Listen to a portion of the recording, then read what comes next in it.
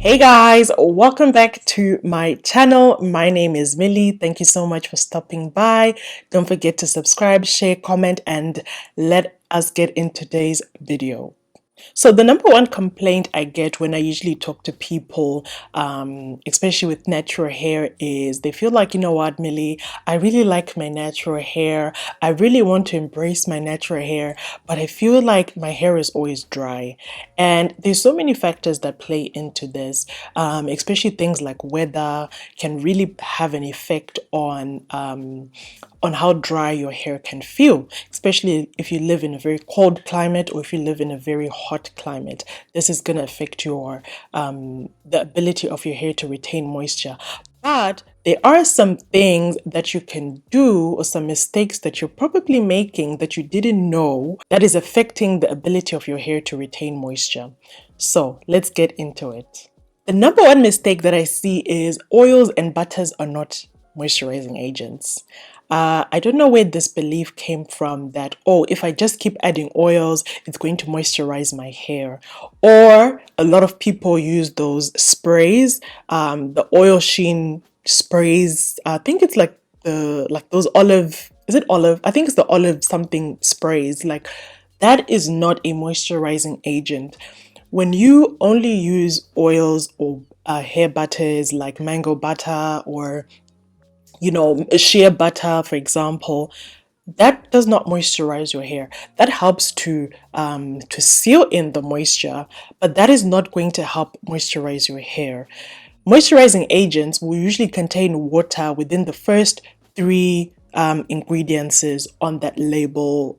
So when you are using things that water is not even listed on the label, that is not going to moisturize your hair. Personally, for myself, I find that using aloe vera juice or just pure water is the best way to add moisture in my hair. I will then go in with an oil to just seal in the moisture that I have already added. Number two, this is another reason why you constantly feel like you have natural hair, but it is not having a consistent hair routine. Guys, I cannot stress the importance of having a consistent natural hair routine. Your routine, you can adjust your routine to how busy you are, but it needs to be consistent. You cannot wash your hair and then leave it out and then just do whatever you want for 6 months, not moisturize, not wash it, not do anything, or you just moisturize it when you feel like it, you wash it when you feel like it. Having a routine is going to help your hair adapt, is going to help your hair thrive, it's going to help your hair grow. Now, personally, I like to do my routine twice a month, and I have different routines depending on sometimes the season, whether it's winter or summer. But I always have the three basics. With is just I always make sure I'm shampooing, I'm deep conditioning, and I'm doing some form of moisturizing after I've washed my hair. These are the three principles. Every other thing I then build upon those three things that I consistently do. And for example, if you only have time to do your hair once a month, that's fine. But what you want to make sure is when you do it once a month, do it properly. Don't rush it. Make sure you choose a time when you're not going to be busy, you're not in a rush, and you really take your time to maybe you want to do like a pre-poo treatment, or maybe you want to add in a hair tea rinse or something like that. But whatever you're going to do, make sure you're going to do it consistently. Have a routine that is going to work with your schedule. If you are wanting to have better skin, if you're only going to do your skincare every other day or every other week, you're not going to see the results that you want to see. You're going to have to do your skincare every day, right? To make sure that you're going to see the results that you want.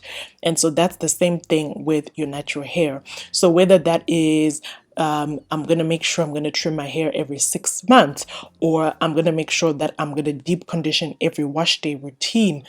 Just be consistent at whatever you are going to choose to do.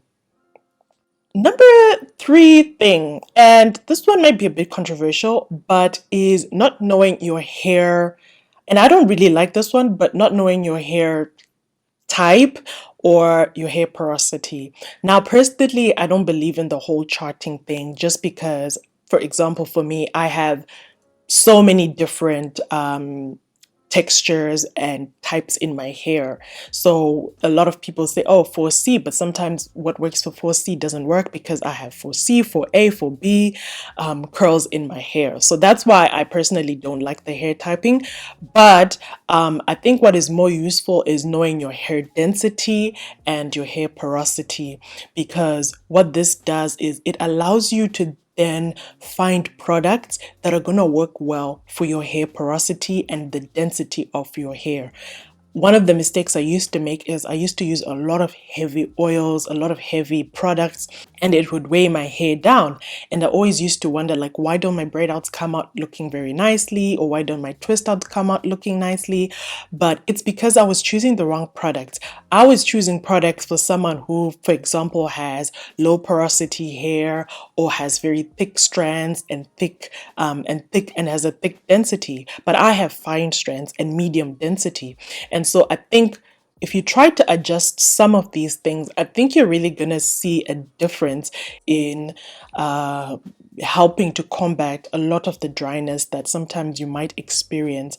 But at the end of the day, natural hair has a tendency to be a lot more drier than other hair types. And that is just the nature of natural hair. And so you need to be consistent at adding moisture into your hair much more often than other hair types. So I hope this helps. Let me know what you do to help combat dry natural hair, and I will see you guys in my next video. Bye for now.